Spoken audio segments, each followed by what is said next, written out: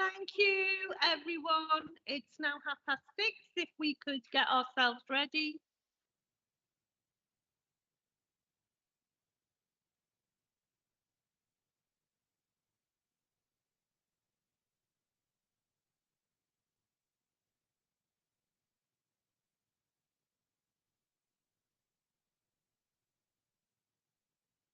For the benefit of our thousands of viewers on YouTube.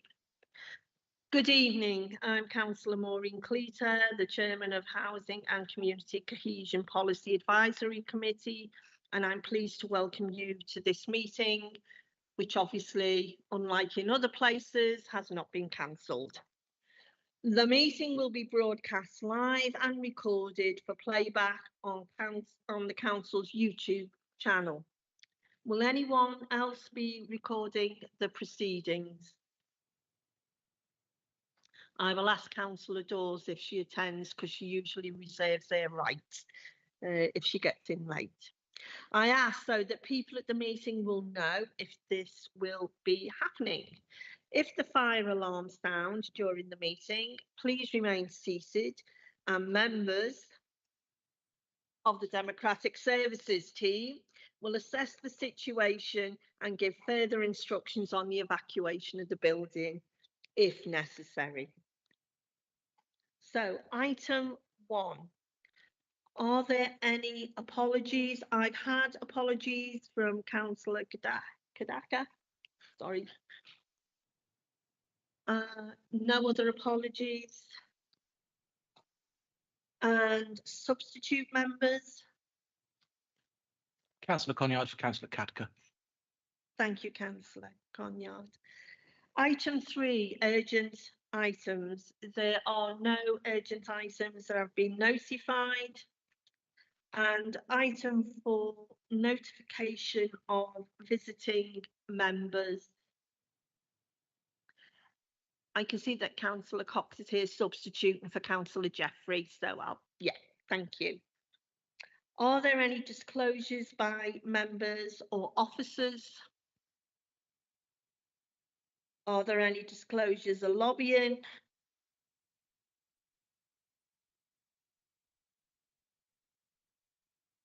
Item 7 is to consider whether any items should be taken in private because of the possible disclosure of exempt information.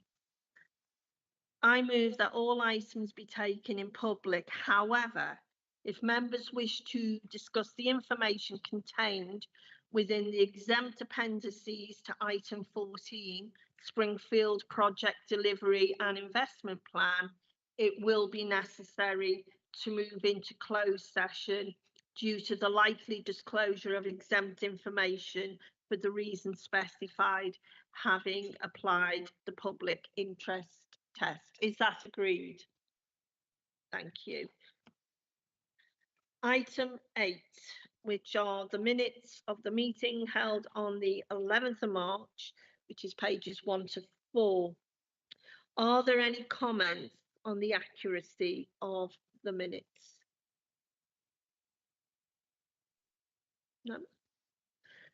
I move that the minutes of the meeting held on the 11th of March be approved as a correct record and signed. Is that agreed?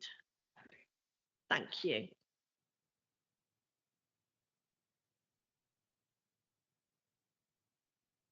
Welcome, Councillor Dawes. Do you have any disclosures of lobbying or anything?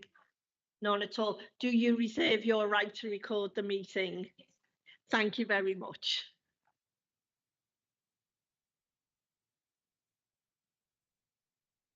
Item 9, minutes of the meeting held on the 20th of May 2025, page 5. Are there any comments on the accuracy of these minutes? No. Okay. I move that the minutes of the meeting held on the 20th of May 2025 be approved as a correct record and signed. Is that agreed? Agreed. Yeah. Sign them at the end of the meeting. Yeah. Item 10, forward plan relating to the committee's terms of reference, and that's pages 6 to 11. Are there any comments on the forward plan, or do the cabinet members wish to make any comments? Okay. I move that the forward plan be noted. Is that agreed? Item 11 is the Corporate Strategy 2025 to 2035 Year 1 Action Plan, which is pages 12 to 23 on your papers. It will be introduced tonight by Councillor Cox. Thank you. Thank you, Chair. So the Council approved a new corporate strategy. Oh, I'll get that in a minute, for 2025-2035 and a medium-term financial strategy in February 25. In view of the timetable for local government reorganisation, the Cabinet has reconsidered the corporate plan priorities, really with a focus on what can be achieved and delivered before local government reorganisation, and also what will endure local government reorganisation. So being mindful on where money is spent, that actually it's going to sort of like going to be long lasting and not be undone. So in light of that, the revised corporate plan for the coming year is set out here for you. Just to cover some of the highlights very quickly. You've got the revised list at Appendix A.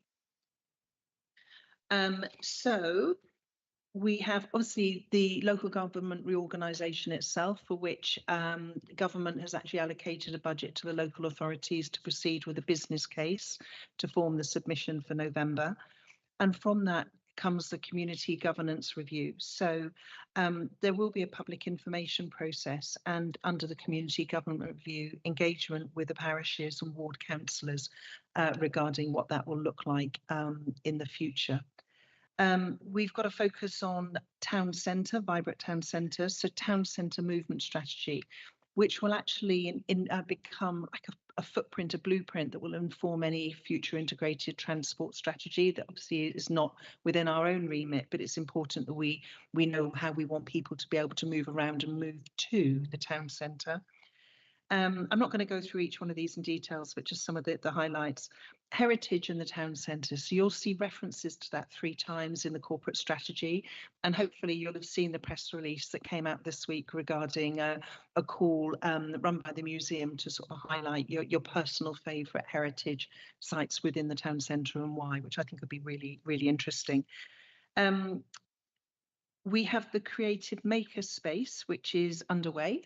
So that is good that will hopefully be delivered soon. And we've got ongoing conservation area assessments. So you'll have seen Bearsted, Detling and Otham have been sort of going through the policy advisory committees. And I understand there's a later round that will be coming through, another round later in the year, November time.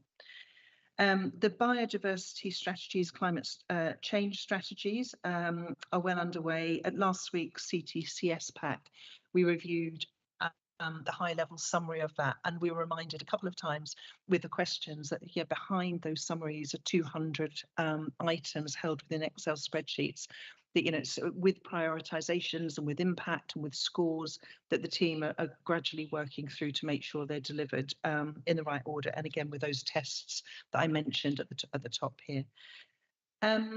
What else? Air quality. Obviously, I've just written down for myself that that's a must. We must do that.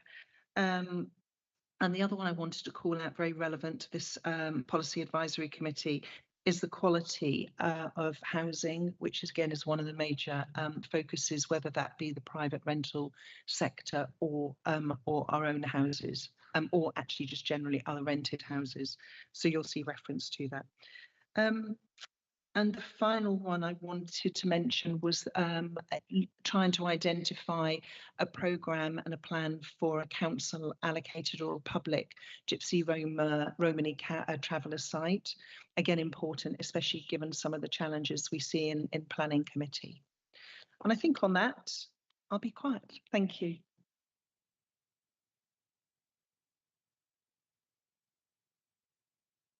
Just before the only time I've never ever needed a mic. Thank you for reminding me, Jordan. Angela, did you want to come in now, or are you happy to wait for councillors' questions? Happy to assist with questions as needed. Thank you. So, Councillor Parfitt, I saw your hand indication first. Thank you, Chairman. I just have a number of points that I'd like to raise. I mean, first of all, I do appreciate and understand how difficult it must be for the council at the moment with the local government review coming really quickly. But I suspect it actually won't happen, but I think we have to prepare for it anyway, which I think is quite frustrating really, because we're having to allocate money, which I think I can't see anything happening within this parliament, but I think it's the right thing to do to be prudent and prepare. The observations I have about the corporate strategy, obviously I'm somebody that represents a rural, sort of on the urban rural, and to me it just feels very town centric. I mean, for example, talking about the integrated transport strategy and the town centre, it's the rural areas that are really struggling to get into the town. It's them that have the difficulties. And I just think we need to be mindful of that. You know, again, the heritage stuff, that again, it's all focused around the town centre. Now, the UK Shared Prosperity Fund was delivered for the town centre, but it just feels everything in this strategy is just about the town. The other points that I wanted to ask about is the Citizens' Assembly. Now, as you know, I've been quite vocal in that I don't think this is the best way to deliver this violence against women and girls project. I think it's a really important one, but this is what we're doing. So obviously that's fine, but we're only delivering one now. Does that mean that we will only be spending £50,000 rather than the £100,000, which I found quite eye-watering for something like this? The local plan review, does that mean we're only focusing on the SPDs, or are we looking at a revision of the whole local plan? Sorry, I will stop soon. The gypsy, but I thought get it all out in one go. The Gypsy and Traveller, how many pitches are we looking? And I do think it's a good idea for us to have an oversight. I mean, we've already got two, but I think another one would be good. But bearing in mind we know what the need is, I just want to make sure that if we're investing money, that it is actually going to have an impact. It's not going to be just tinkering around the odd pitch here or the odd pitch there. It's got to be something quite substantive. That's it. Thank you. Do you want to answer those points first? Because I've got Councillor Oliver wants to come in as well. So there are a couple that I'll be able to answer and yeah, or not answer, but give a bit more information on. And Councillor Wales will also sort of come in on the Gypsy Roma Traveller, if that's okay. So the first one I wanted to mention was also being a rural councillor, and actually at last week's climate transition pack, we had a very similar question, well, what about the rural communities? Where's the focus there? And I think, the movement of people from the rural areas into the town centre is important. It's one of the ways we'll get cars, fewer cars on the road. So I think that's heard. I wanted to make a point that's slightly adjacent or sort of parallel to your question as well. I didn't mention the Rural England Prosperity Fund, which is coming again for 25-26. And that in particular, I think it's really interesting. It has a rural focus where it's looking particular for farming. And Angela, if you can put this better than I do, obviously pitch in, but for farms and commercial businesses where actually the injection of capital can help deliver new businesses. So one of the nice examples that really sort of puts it in my head is there's a farm building, actually what if we were to turn that into a bakery in that rural area, and that injection of capital would actually allow that equipment purchase and make that happen. So that's coming, and that's, I think the first round of bidding is July to September, and a second round thereafter and a third round if needed. The Citizens' Assembly, one thing I just wanted to mention on that, which I think was a useful learning, was that we will go through the first round, and I'll leave others to comment on the cost if that's okay. But one of the ambitions on that is, the first round we will have consultants, but actually we need to learn from those consultants. So if we need to do a second round or a similar project, we're not repeating the work with consultants. We can take that in-house and do that work ourselves with officers, with expert officers. I think I'll leave it there. I might come back on local plan review depending on everyone else's comments. Thank you. Councillor Wales, do you want to answer the Gypsy Traveller Roma question? Thank you, Chair. Yes, I take Councillor Parfitt's point that we don't want to tinker around with just one or two. We have a budget set and we will maximise that budget in terms of the amount of space we can get, pitches we can get on it. It depends very much on the site that comes forward, its size, how much budget is left once we've bought it and all that sort of thing. But that point is well made, and we'll make sure that we maximise the availability of pitches on that side. Thank you very much, Councillor Wales. Did you want to come in now, or are you happy for me to take Councillor Oliver? What would you prefer, Angela? So I was just thinking on the violence against women and girls, obviously that's out to 10 at the moment. We have got 2 councillors involved in the working group behind that. So we've got full councillor involvement. Obviously, there are a number of different actions we're progressing alongside that. So we're not waiting for the results of the deliberative engagement, although there obviously will be actions at the end of that, which hopefully people with lived experience have contributed to, which is the whole purpose behind it. But there is, and you'll see it in the community safety plan that's going to cabinet and onto council and has been to overview and scrutiny. So I know some of you already scrutinised that document, and it's a pillar in there. So it's a real priority for us as a council. So please be reassured we are doing wider than just the assembly. What I will say is Citizens Assembly, it's a process of deliberative engagement, and it's not just one meeting, it's a whole series of activities. And I think the more we're getting into it, the more we can see how complex it is and why there are specialist firms who this is all they do. But we will keep you informed as it progresses, and it's as much a learning for us as everyone else. And as Councillor Cox has said, we're hoping we can upskill officers as a result of going through the process. So we'll keep you informed. And yeah, Councillor Cox said all that was needed to say really on the Rural Prosperity Fund. That went to committee last week, and we are proposing grants for rural businesses. Last time we used it for village halls, for greening halls. This time we've gone down the route of businesses in line with the fairer economy priority. So yeah, thank you. Waited very patiently, Councillor Oliver. Thank you, Chair. I've got one on the air quality improvement.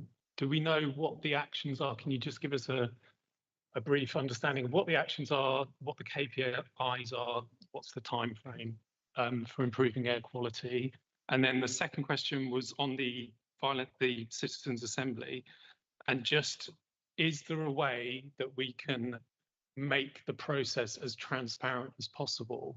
And is there a sort of PR push, a media push to let people understand how it works, why it works, when it's happening, what its cost is, what the outcomes are going to be? Because there's a lot of debate about it, and I just think it would be a good idea to get the message out about how it works, etc. Thank you. While you're discussing that, I'll bring Councillor Dawes in. Thank you. I've got a few questions of my own. So first, I'd like to say that I really liked in the changes of only having 1 pump tracks to be built rather than 2. I did thought 2 was rather excessive, so I'm glad that it has gone down to 1. Nevertheless, I've got some concern regarding the Egyptian travellers, because you mentioning that it's a consultation, but you didn't say that the consultation was to do with the local plan. And I was thinking, well, we already had a consultation last year to decide how many pitch was needed, so why we are doing it again? But now I got part of my answers. It's mainly only for 1 pitch that you're looking, or few pitches to provide. So that clarified that point for me.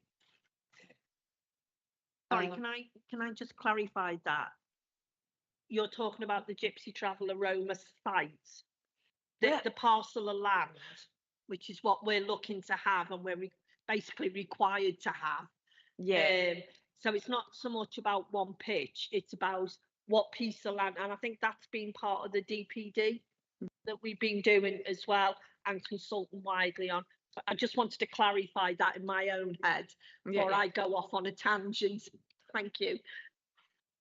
I also noticed that on some of the strategies, there was something to do with the 2 SPD of the in a local plan for Eastlands and Litsings, but there was no mention of the SPD for the HMOs. It was not listed. Was there any particular reasons why it wasn't listed?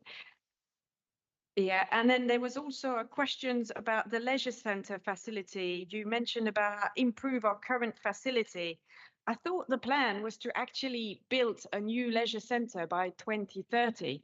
So improving the current ones that is already failing and are being improved every year, there seems to be a money pit. I'm not exactly sure I'm happy with seeing improvement when we actually need a brand new leisure centre facility. Well, that's some of my questions anyway. Okay, let's start with the leisure centre. So the leisure centre actually had a fair bit of investment last year, and actually it resulted in new fountain areas that were award-winning in the country. The synopsis of the longevity and the tenure of the leisure centre is actually beyond 2031. It doesn't need remedial work till then. There's been some work done to make it as heat efficient as possible or energy efficient as possible, and that will continue to look for ways that we can reduce its sort of carbon usage.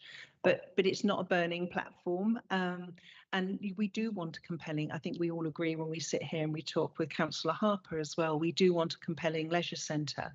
But you know, we're not yet at a stage of a burning platform where it needs rebuilding. So just wanted to make that clear. Another point you made was on the HMO SPD is actually here on the corporate plan. So the SPD is actually in the point of being produced and finalised at the moment. It's been progressing at speed because it is so important. I wanted to also, well, actually, Gypsy, Roma, Trevor, I think Councillor Cletus covered well, thank you. And for Councillor Oliver, air quality management plan. So we've got 25,000 in the corporate plan to produce it. One of the nicest meetings that we've had was actually sitting with the team who managed the air quality management plan when they realised they were being enabled to do what they've always wanted to do. So that is to maintain the monitoring they're doing on Lower Stone Street, but actually look at other areas that may need more monitoring and to come back with a compelling plan that we can then look at implementing. So thank you. And if I can, on the Citizen Assembly, I have got a briefing note, so I'm more than happy to circulate it to actually all members, probably be useful because it keeps popping up and then you can have a bit of a better understanding, and also happy to answer questions by email or phone call, whichever you prefer. So yeah, thank you. Thank you, Angela. That's really helpful because actually I think a lot of councillors, not just on this committee, have questions and interest around that. Sorry, Councillor Dawes, you want to come back on something? Yes, I also noticed on page 23, since it's the last one, something's to do about a mobile catering company that's going to be tried in Brenchley Garden. What is that all about? Is that costing us any money, or is that just a private business?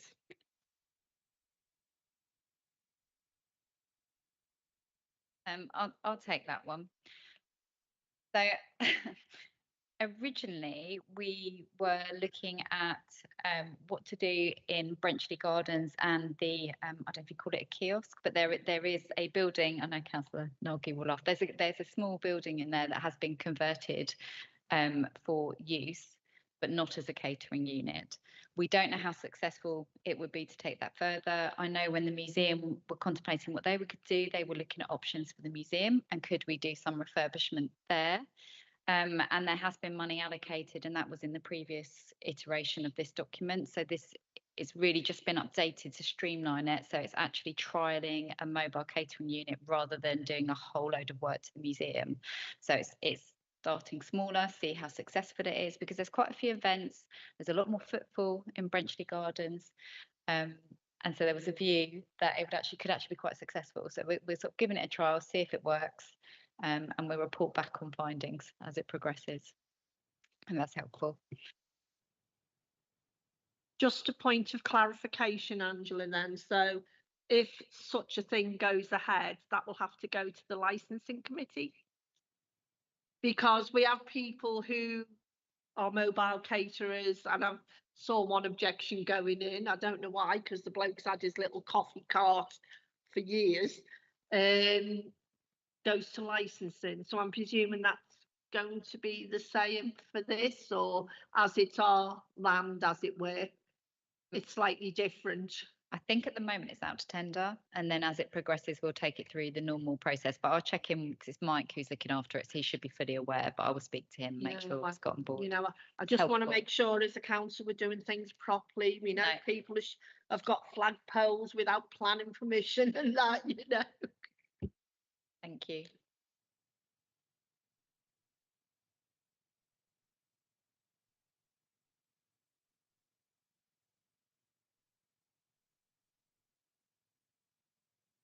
Thank you, Councillor Cox, for standing in for Councillor Jeffrey. Don't do it so well, he'll ask you to do it again. Just say it's always lovely to see So- faces. Just for the papers, do we note the corporate strategy action plan? That agreed? Agreed, thank you. Item 12 is the financial update report, and that is on pages 24 to 35. There are 2 recommendations on page 25, and that will be introduced by Adrian Lovegrove, Head of Finance. Over to you, Adrian. Thanks, Chair. Good evening, everyone. So, as you say, this is the 4th quarter update for this committee, or PAC, and obviously covering the services that it covers. There's a bit of background. As we know, overall, Maidstone was looking at overspend of nearly £450,000. Good news is that's come down. So, currently looking at underspend of about 107. So that's all the work we did around holding recruitment, and also just pushing down on expenditure where we can by heads of services being a bit more caring about the level of spend they were going through. This service itself has also managed to reduce its position compared to quarter 3. So now looking at an overspend of around 315,000, which is good news. The 3 sort of key areas where there are variances are the same as the previous quarter. So we're looking at overspends in the TA, temporary accommodation and homeless prevention area. Under recovery of income or rent for Granada House due to works continuing still at that. That's obviously very near to complete. And there was an underspend in the housing standards team too. The TA and the housing standard teams figures are the ones that changed most compared to quarter 3. That's due to them applying a lot of grant that they got later on in the year to reduce that overspend. So fingers crossed, I think it's no real change to the level of service or number of people also coming through TA, but just thankfully government providing some extra support where they can. Capital, quite a large spend of nearly 30 million, slightly under the original budget of about 4.5 million. Underspend, as we know, capital programme, certainly with the housing programme, is reliant on planning permission and also going through the new building legislation. So we know planning impacted a little bit on Maidstone East, and the new planning legislation, building legislation is all very new, and actually the market itself is trying to understand what that really means and how we get through that. So I know Philip's the expert, well, say the expert, he's going through that now at the moment in terms of Maidstone East and how that works, but that has been impacting again some of the speed that we'd like to work at, but generally all going forward and hoping to get those done soon. So I think those key points from me. Happy to take questions. Councillor Parfitt.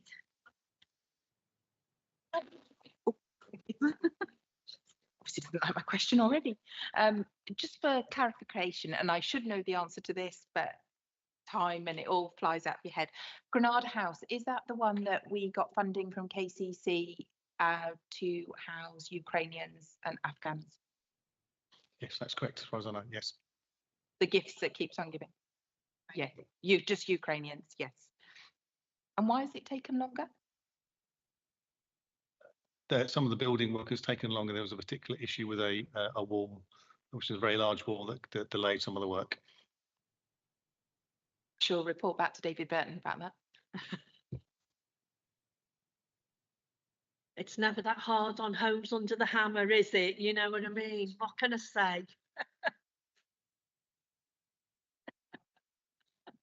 Councillor Dawes.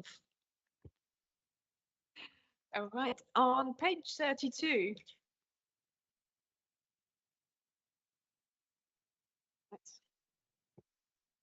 I see a revenue budget. I'm curious, in a number of, on the housing and homeless, there's an expenditure of 8.4 million and an income of 5.8 million. Because those numbers are at the end of the fourth quarter, does it mean that it's cumulative of all the other quarters before of this year, or is it only for this year? Because I'm a bit confused. Cumulative, that's great. And also, I would like to know, when is the financial year finishing for Maidstone Borough Council? 31st of March every year. So this, Are we in the fourth quarter? I'm good. no, because you have to have the fourth quarter end, and then you have to have a period of time that you then assess the outcome. Yeah. So we're backward looking in terms of the year end results, but we're now in the phase of forward looking into what the next budgets might look like. So yeah. All right, I'm with you. The deep joys of local government finance, Councillor Dawes. Yes. Yes. Yeah. Simple-minded like me. On page 33, I noticed that the line that talks about Granada House, it was to be anticipated to be refurbished, but will be completed sooner. That sounds absolutely great, but there is a sentence just right after that say, then you say, so it will now, so it's not to become operational. I find it very confusing. Basically, you're trying to say that it's delayed and it won't be as soon as before, but the way it's turned out in the phrase, you sounded a bit like you was contradicting yourself. I'll take your comments and try and write plainer English next time. Could be worse, Councillor Dawes. It could be written in Scouse, and then you'd really be in trouble. Councillor Wales, did you want to come in on this? On Granada House specifically, it is operational now. The families are moving in, and as time goes by, when the Ukrainians are no longer using it, they will be transferred into the temporary accommodation register. So we'll be using it for our own homeless. Thank you for that clarification. That's really helpful. Thank you. Is that it, Councillor Dawes, or?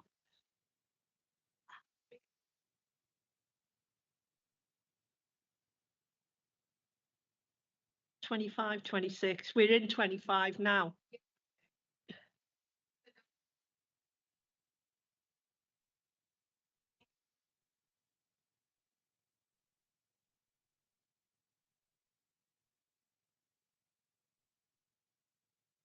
Councillor Cox.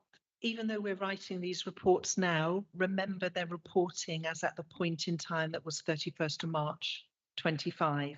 Okay, so it's just accounting speak. You know, we know we're in the future, but we have to write as if we were at that point in time. Okay. See, my 15 years in local government finance were not wasted. Councillor Oliver. Thank you. Do we have a plan or a forecast for the temporary accommodation? Like, what's that number going to look like over the next 12 months? Not yet. So we're just about to go into first quarter. So we're now just looking at that to try and get a bit of a trend over the first couple of months to see what that's looking like. Headline numbers are looking not as bad as potentially the end of the year, but we're just going to see how that comes through, because sadly it does just fluctuate so much. I think that also shows the importance of getting our own housing stock on track and in situ. And I know that's got cross-party support, because I know previously, under the previous administration, Councillor Parfitt was heavily involved in that, especially around getting its social rents. Sorry, Councillor Wales.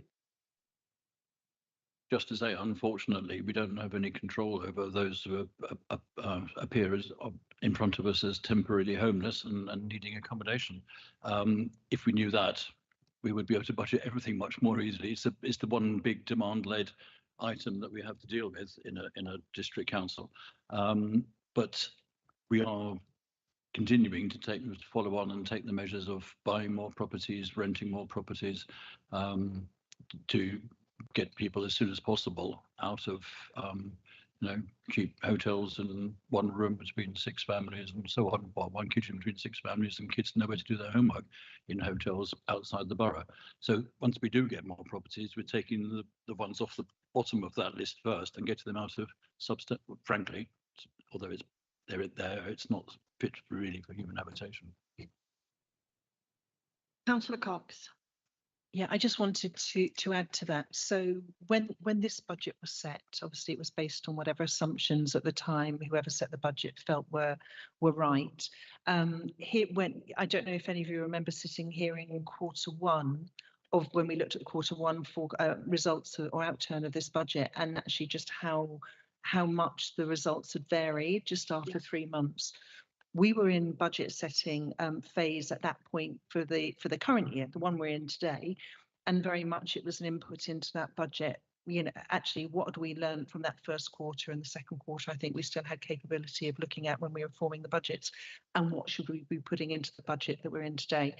So going to Adrian's comment, we don't yet know the outturn of that. We will hopefully in a few weeks. We're just coming up to the end of June. In 3 weeks, we need a few weeks to look at the numbers on the back of that. But yeah, hopefully our forecasting will be better. But what Councillor Wales says, it's not a target we're in control of. So it's always just a best guesstimate. I think also, Councillor Oliver, it's not just us who've got this problem. This is right across the country, and this is one of the most difficult budgets to actually, I mean, I think there was in Surrey, wasn't there? They had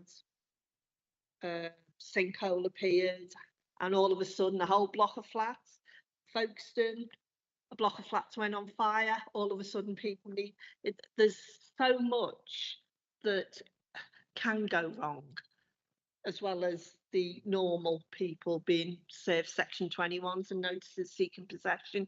I think we would all agree we just need a period of stabilisation in the housing sector to enable people to get to grips with the problem. Thank you. Councillor Dawes. I've got one last question. It's concerning the temporary accommodation overspend. Because in July this year, we were told that the overspend on temporary accommodation was around 5 million. And here, the temporary accommodation is 2.6. So you explained earlier that it's because that's grants that's brought it down. And so I'm hoping that's what it is. Because in my mind, I was thinking maybe it was last year, the 5.3 overspend, and this year is only 2.6, and we've done much better than last year. But I think... No, temporary, yes, capital budget, page 34, yeah.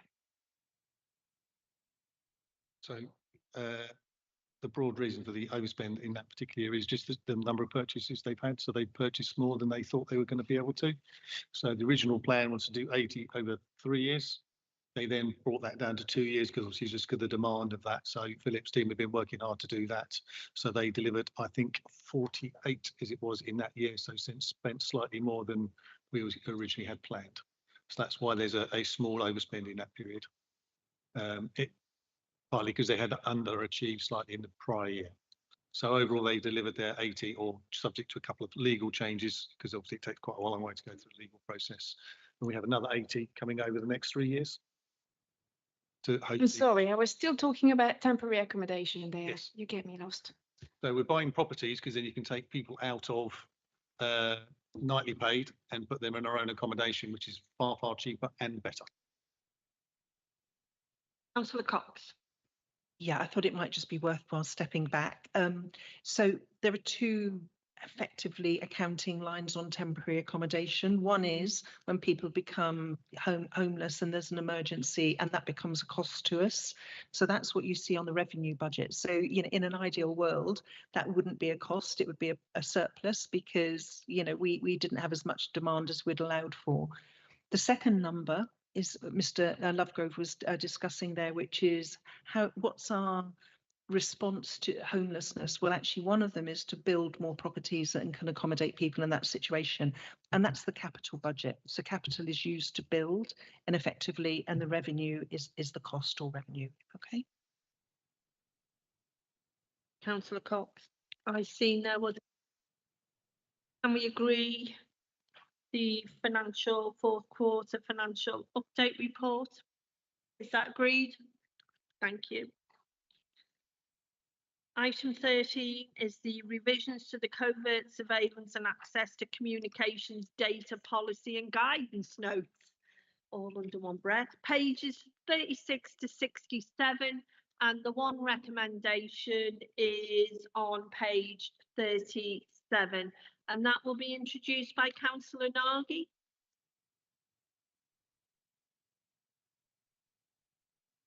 I'm going to hand it over to Gary Rowland on the internet. Thank you, Councillor Nagy. Hi, Gary. Are you ready to present this? Hello, Chair. Yeah, good evening, members. Yep, I can report that. So my report, sorry, bear with me, I'm just loading it up. So my report this evening is in relation to the proposed annual revisions to the Council's covert surveillance policy. The Home Office Code of Practice recommends that members approve any revisions to the policy at least once per year. The proposed revisions for 2025-26 are fairly minor and are set out at paragraph 2.2 of the report. So the committee are asked to recommend approval of the revisions, and I'm happy to take any questions. Thank you.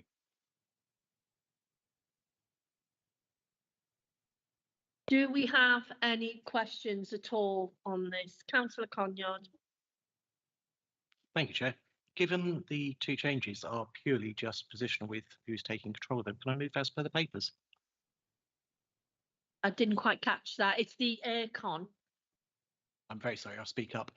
Given that the revisions from last year are just to change who actually is in the roles, there's only two minor positional changes. Can we just move it as per the papers? Yeah, that is a sensible suggestion. Is that agreed? Agreed. Thank you, Gary, for staying on the line. And I'm sorry, we were actually very efficient and passed your report. Thank you, Chair. No problem. Thank you. Have a good rest of the evening. Thank you. Bye-bye.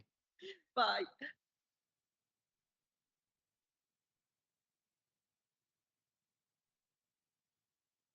Right, thank you very much. We are now on to item 14, which is the Springfield Project Delivery and Investment Plan.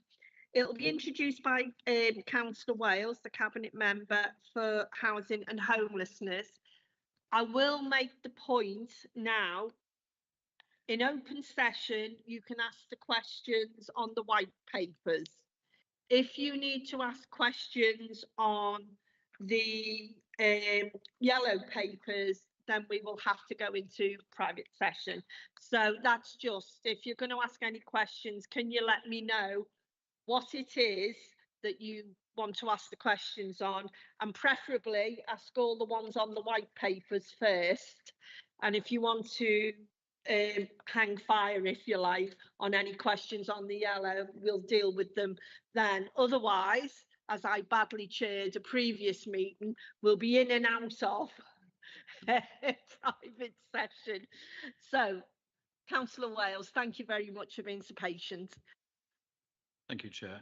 So this item relates to the project delivery and investment plan for the delivery of the 103 units, associated landscaping and car parking as part of the redevelopment of the former Springfield Library site. Now, this site has a resolution to grant planning, and the memorandum of understanding in section 106 have been agreed.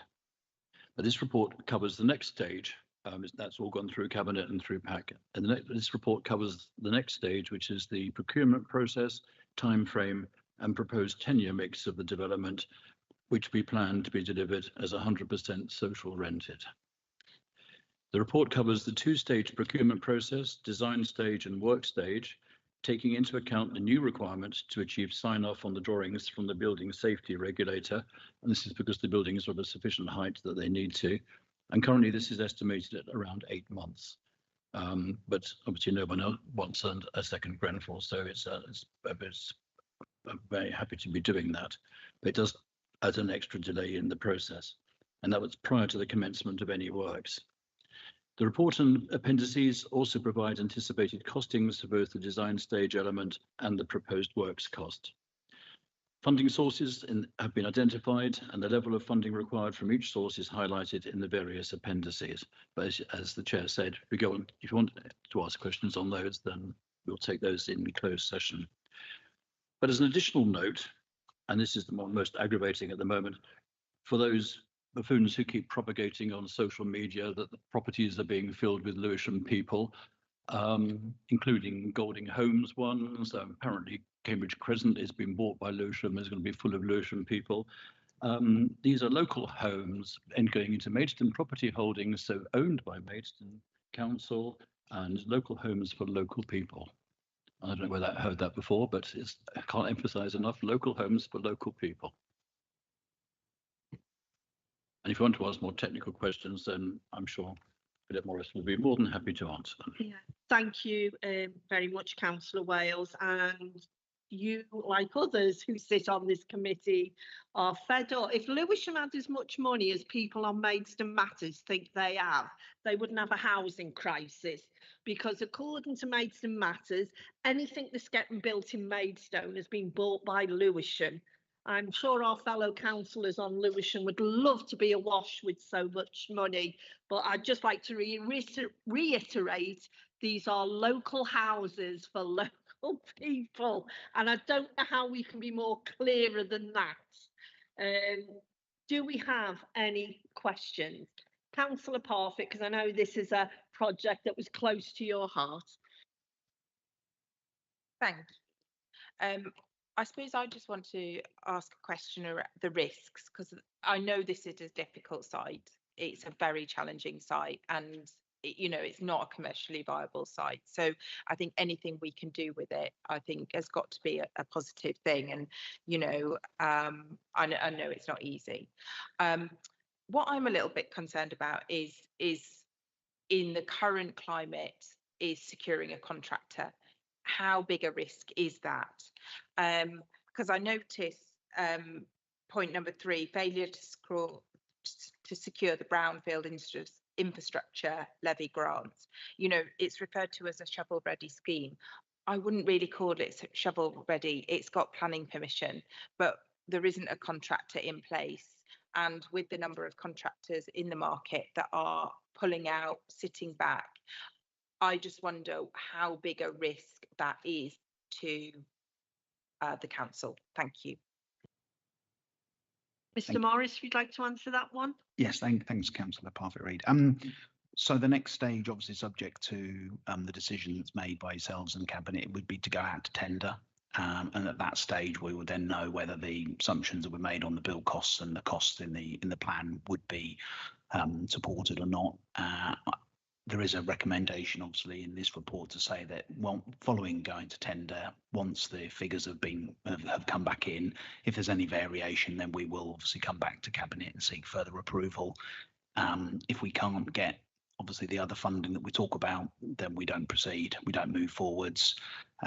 Obviously, again, those contractors that do tender for the process, they go through quite a lot of scrutiny, and where there are certain rules and guidelines that they have to meet within the procurement exercise, otherwise they won't get selected. So it's to do with the turnover and their financial stability, because as you said, there are risks around contractors, but there's stop-go processes in this or the next stage to say that if we don't get the figures that we're needing, then we'll stop, and then there'll be another paper and another discussion as to what we do with the site. Can you just put your mic on, Councillor Parfitt? Sorry. So if you don't get the, we'll call it bill, just so I don't have to keep saying it. If you don't get that, then that will cause us a problem, because to do it without that, it is not commercially viable. Yeah, if we don't get the funding, the bill, and the social housing grant, then we don't move forwards with it. Yeah. Yeah. Thank you. Are there any other questions? Oh, Councillor Oliver. Thank you, Chair. I've just got one question around parking, and if there is a ability for residents to get involved in the parking allocation. I know that it's really difficult around there, and how are you going to accommodate it, just out of interest? So we will obviously work with the parking teams. I think there is a requirement, or I believe there's a requirement in the 106 to say that obviously residents of or future evidence of that block can't apply for parking permits on the surrounding streets, to make sure we mitigate against any issues from there. And then we'll have a discussion. It's not been decided yet as to how the parking spaces are allocated within the units. But then, yeah, we can have discussions on those at the moment. But I do know that there is a requirement that residents of that block can't apply for parking permits on surrounding streets. And that will be policed by Maidstone Borough Council as well, the parking team, to make sure that issues that I know that have occurred in the past hopefully don't occur again. I think that's a relevant question, because already on the Western Home side, because I used to work on Springfield, the actual road off, people park half on, half off the pavements. And I think, much as we would love people to use public transport, one has to have it to get to the job you go to. And as we've just spoken in previous issues about public transport, it is quite difficult. And here's hoping that something will come on the Joint Transportation Board and someone will decide that public transport for us locally is an important issue. But I shall await the next JTB with interest.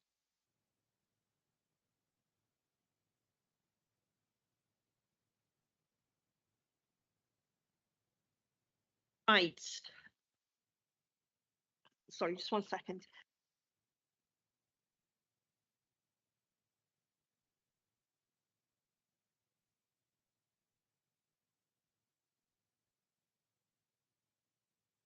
Does anyone have any questions on the yellow papers? You do. Sorry, Councillor Dawes. Oh, do the white paper one first. Thank you. Brilliant. So, yeah, I've got questions, because I understood that the cabinets have asked to have 100% social housings mixed within that building. And knowing that our highest cost at the moment is temporary accommodation, wouldn't we get more money by actually making it our own temporary accommodation rather than paying private landlord? I know you're trying to get people off the temporary accommodation into social housings to save money, but if we are to actually make that building viable, which is actually a very costly thing, wouldn't we get more money out of getting our own temporary accommodation? But I think we are getting our own temporary accommodation through other means. The whole point of reducing the temporary accommodation is to move people into social housing at social rents. And that was, you know, Councillor Parfitt worked very hard when you were on Cabinet to make sure this site was social. And I think that's something that we've been very clear about. So at the end of the day, the best way to reduce temporary accommodation is to move people out of temporary accommodation and into secure housing. And I think I'll leave others, or Mr. Morris or Councillor Wales, to speak, but I think that pretty much answers your question. I also got another questions on the parking issue. So I understand there's only 60 plus car parking space for 100 accommodations. That sounds a bit short to me. I mean, most people needs a car to go about it and do their work. have you actually thought on sites to have any parking allocations for safe and secure parking of motorbike and mopeds on site? Yeah, I believe we've got some areas dedicated for cycles, and I know that that was something you brought up as well, I think previously, if I recall. So there is an area where you can park your motorbikes as well. And how many allocation then would that be? I don't know off the top of my head with regards to the numbers of, All right. motorbikes. And I've got another question is because it's an accommodation that's got only 64 parking space for 100, is there an allocation of the lower levels to go to people with disability and special needs that might have sheltered accommodation so they don't need quite so many cars in the area? Look, we have provided 5 surface car parking spaces for specifically allocated for disabled users. 5 sounds a bit short out of 64. But I think people would worry about the car later and worry about having a roof over their head first. I think that's the thing. If you go anywhere around there, you know, you go up Peel Street, you go up Thornhill Place, you go up, I live round there. Parking is a perennial problem. And until we get a decent public transport system where you can leave your car at home and get the bus or the train, or if you're in Manchester or Nottingham or elsewhere, a tram, we are where we are. We can only do so much. And I think a key priority for us has been housing, but I fully understand the issue about parking, having lived in that area myself.